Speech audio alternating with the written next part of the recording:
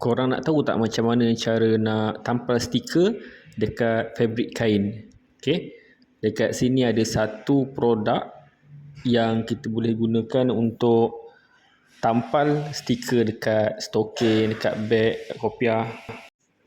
Caranya mudah je.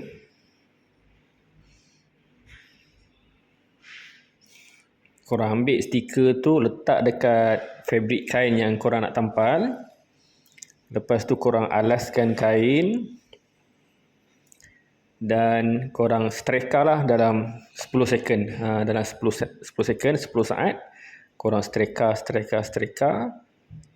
Lepas tu korang biarkan dia sejuk. Sejuk pun sama dalam 10 second juga. Biar dia sejuk. Lepas dah sejuk tu, korang bolehlah kopek dia. Korang tanggalkan stiker plastik tu dan siap. Jadi setiap baju-baju, stokin, tudung ke, beg, semua dah ada tagging. Korang pun kena beli satu ni. Okay, bagus ni.